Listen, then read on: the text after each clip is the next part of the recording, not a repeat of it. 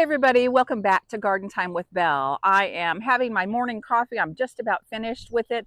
And I am coming to you this morning from the front part of our house. You can see behind me, this is our main entrance to our home. And this project, you can probably guess what I'm going to be doing.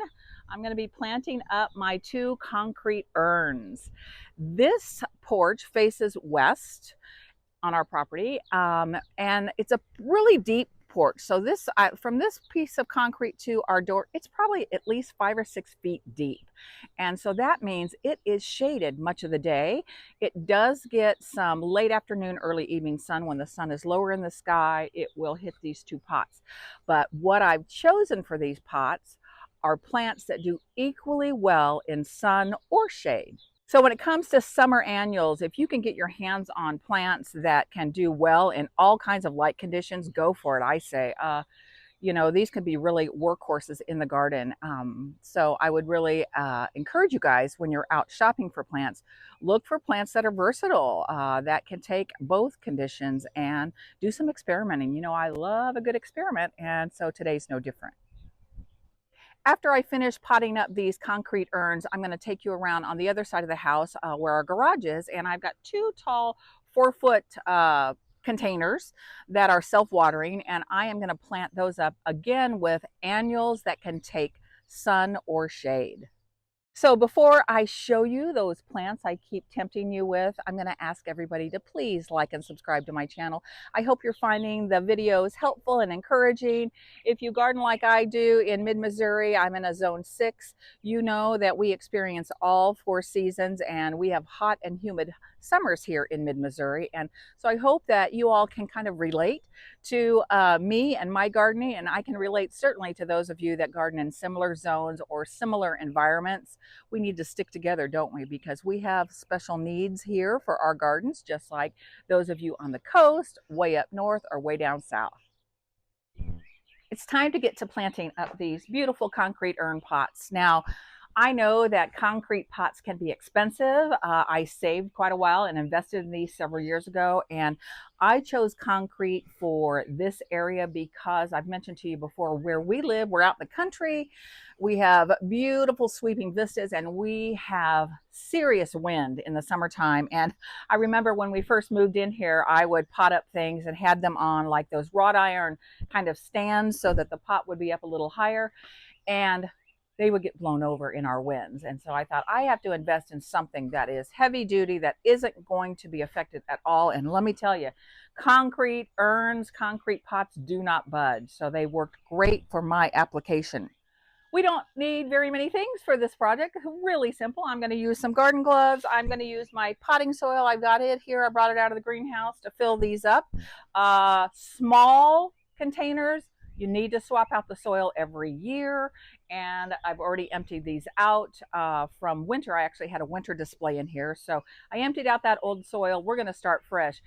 Annual flowers that really work hard for us in a short amount of time need really high quality soil. And so unlike my big containers that I kind of amend and swap out only about half or a third of the soil, smaller ones like these, I like to start fresh every summer season. All right, so besides the soil, I am only going to put one thing in the soil to amend it, and I'm going to be using the Proven Winners Premium Continuous Release Plant Food. This says that it feeds up to 6 months. I don't know that it really feeds up to 6 months, but you've seen me use this before. It's just nice little granular fertilizer that you work into the soil. It's heat activated, so as the summer warms up here, the heat's going to really let this start to release and feed the roots of those beautiful plants that I'm going to put in.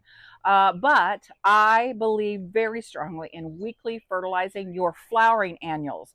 They are working super hard for us in the summer, and they only grow for what? For me, it would be May, June, July, August, September. So I get about 5, not quite 6 months out of my flowering annuals. So I come in every Friday and I hand water all of my flowering annuals with a water soluble fertilizer.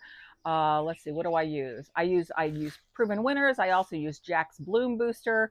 So anyways, any good quality flowering fertilizer that really helps pump up those flowers is good to find. All right, and then of course I need to show you the flowers that I'm putting in here. Okay, I'm going to come in close so I can share with you what I'm planting in my concrete urns. And as I mentioned before, both of these plants do equally well in shade or sun. Oh, I just love that. Proven Winners has done a remarkable job in creating plants that can handle all kinds of light conditions. All right, so I am going to be growing the Surefire Rose Begonia. There it is. And let's read the specs. It's going to get 12 to 24 inches tall. Every year for the past 3 or 4 years, I have grown dragon wing begonias. If anybody knows what those beautiful plants are, I'll see if I can put a picture on the screen of what these looked like last year. Begonias do beautifully on my front porch. So this time though, I wanted to switch it up from the dragon wing and try these, because if you've watched many other YouTube gardeners, they rave and rave about this Surefire Rose Begonia. So 12 to 24 inches tall. And let's see, they say spacing 12 inches. I'm only going to put one in my pot. Fertilize regularly for best results. So sun to shade. So isn't that a pretty pink? Just love it. So it doesn't look like much now, but imagine this 2 foot tall and a foot wide. It's going to fill up my container. And then I have paired it with my beloved coleus. You know how much I love it. And this is called Great Falls. This also does great in sun or shade. Let me take a look at the tag here. It gets about 18 inches tall and long, up to 24 inches long. So this has a, what could you say? It has a cascading habit, meaning it will be my spiller. So it's going to be really, really simple, y'all. I'm going to put my beautiful rose begonia in the back, this in the front of the pot. This will spill over. This will get tall. I just think great color combo. Okay, time for my gardening gloves and time to fill up these urns. Interesting concrete, a lot of these urns, and this is from Unique Stone. I got it actually in a place in Kansas City that actually special ordered it for me, Van Loo's. I'll put a link to their company below. They carry lots of wonderful concrete, but look at how thick this is. I mean, these walls are super thick and this is super sturdy. Could not like these better. So yeah, all I need to do is start filling it up. It's not huge on the inside. This is probably only 9 or 10 inches apart. So just a couple of plants is all I need. I don't need to overdo it for sure, because I have lots of experience growing in this container, and wow, it just fills in so nicely, especially when you get high quality plants at the nursery like I have picked. They're just gonna do great in this pot, and I don't need to cram it full. I like to wait and watch and see how they change over time and fill in. And well, we're going to have temps. In fact, today it's going to be in the upper 80s. I mean, it's starting to get hot here already. And when it gets hot, it doesn't take any time at all for plants to take off where I live here in mid-Missouri.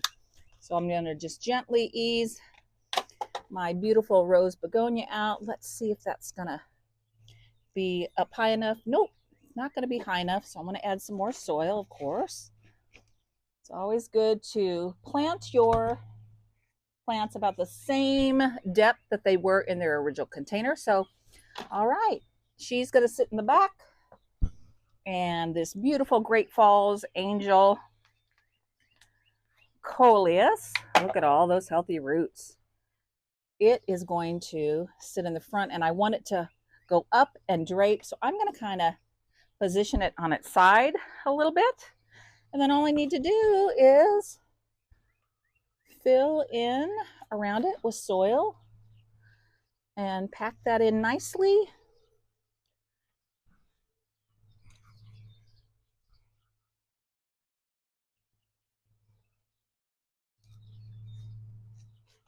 Always leave your soil about an inch below the lip of the pot, because when you go to water them, and you know they need to be watered a lot in hot environments. You're going to be watering them. Oh, I end up in the hottest part of summer. I have to hand water these probably once a day. I always water in the morning um, because then they have what they need for the remainder of the day. Okay, guys, doesn't look like much, but oh my goodness, I just know that it is going to be spectacular. This beautiful rose begonia will probably get about this tall, and this will get up and spill over. Yep. All right, all I have to do is the same thing on the other pot.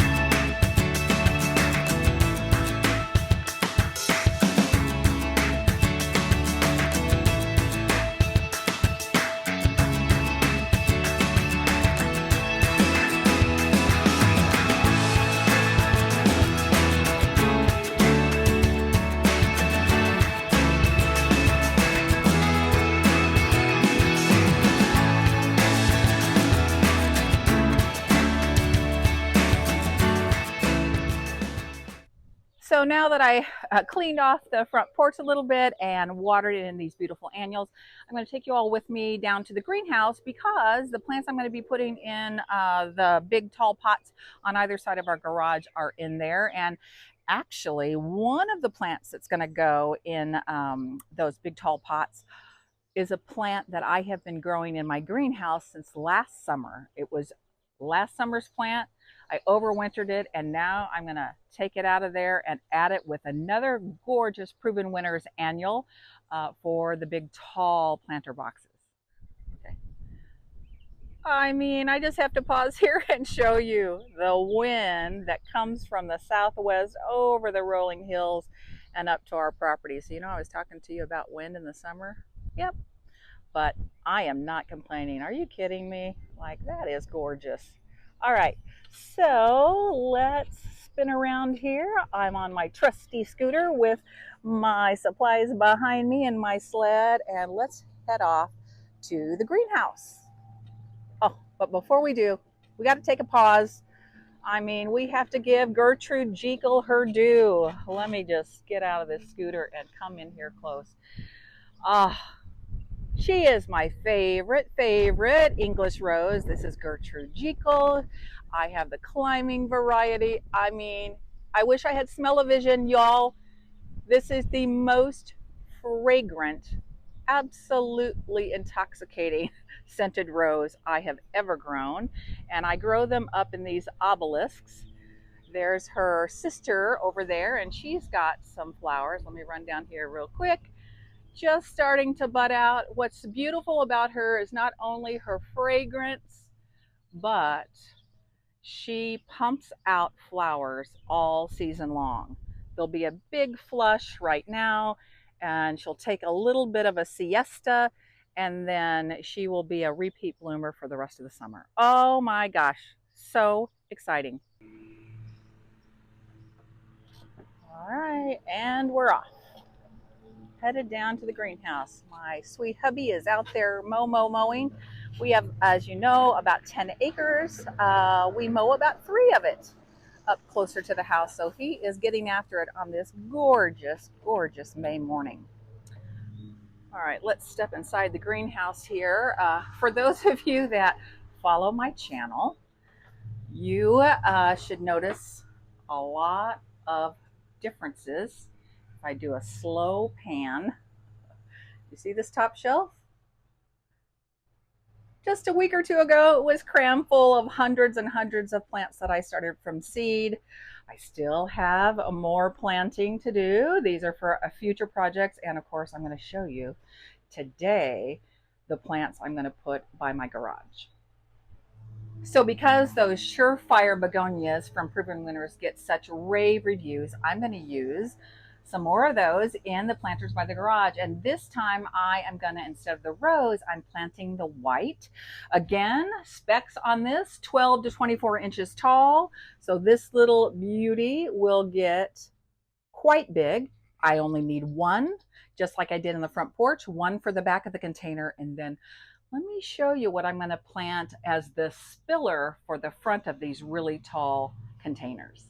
So it is really windy outside, and even inside the greenhouse behind the camera is my door, and I keep it open because whoo, it's already 82 degrees in the greenhouse, and it's going to get just hotter and hotter all day long. Anyhow, okay, so let me show you the spiller that I'm going to be using for the planters by the garage, and I'm going to have to do a little surgery. Let me show you this container. I'll bring it in close and then I'll show you. So this container has two beautiful white begonias. Let me pull the camera. I'm just going to grab it in here. Do you see these begonias? Sorry. Two geranium plants that are just enormous. And I started these from seed last year. They've been in my greenhouse all winter, but that's not what I'm putting in with the begonias. I am going to dig out this ivy. Can you see how long that ivy is? That's at least nearly 3 foot long. So I've got two ivies in this pot. So my idea is I am going to try to get the camera to be level. So my idea is I'm going to bring it over here on my potting tray, and I'm going to try to dissect this and pull out just those two ivies, and wish me luck. Turn the camera around so you can see. So here we go. Here goes nothing. So I've got my Hori Hori garden knife that is wonderful and splitting up different kinds of plants. I expect this is going to make a mess, and that's okay. You know what? That's what a broom and a leaf blower is for. So let me bring this pot over here. Woo-wee. I mean, look at that. Gorgeous. Okay. I'm just going to turn it on its side. In fact, I'm not going to use the potting tray right now because it's going to get in my way. I'll use it in a little bit. So I'm going to lay this pot on its side. I have no idea, since this has been in my greenhouse for the last year, since last summer, I'm not sure how easy it's going to be for me to get these out. I might have to take the whole thing out and cut them away from the geraniums, and that would be fine. And then I can always repot the geraniums after I get the ivy out. I think I'll go around the pot with my Hori Hori knife. I hope y'all can see this. It's not the best angle, but I think that'll help loosen it up from the sides. Let's see. Oh, still stuck a little bit. Let's turn it on its side some more. Go down in there. Oh yeah, it's starting to come away from the sides. All right, I think I've got it loose now. Let me gently pull it out. Yay! Ah, oh, look at that. Fabulous, fabulous, fabulous. Okay, so I need to do a little surgery. I need to remove the ivy from the geraniums. Let me see if I can just pull. Oh, yes, yes, yes, yes, yes. Okay, that went really well. Okay, there's one of my plants, so I need to put this in a tray to take it out with us into. Okay, so I'm just going to lay the root ball in this tray, and then I'm going to get after the other one.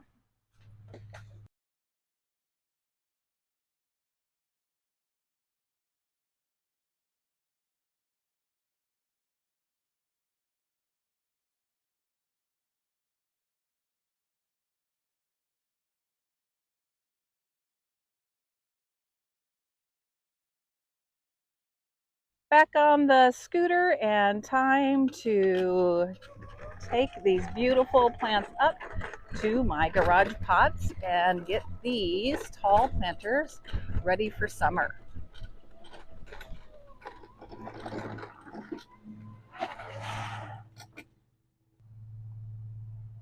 Thought I'd bring in the camera a little bit close here so you can see what we've got. So this is almost 3 foot tall and about a foot wide at the opening. My other one is down there. I'll be potting that up next.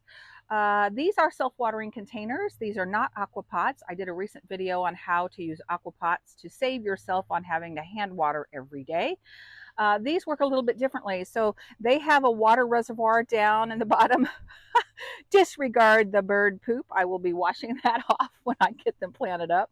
But anyhow, so about the lower half is full of water. I already put the water in there. Then you add your soil and pack it in. I'm going to have to add, of course, some more soil today. And so I've got soil down to about right here. So soil, water. And then I will water in from the top the rest of the season. And that's all you need. There is a little overflow hole that they build in. I think we have it on the back side so it doesn't show. So if I were to fill this too much with water from the top and drench it, anything that is too much, the overflow, it will spill out, which is really nice so that you don't waterlog your plants.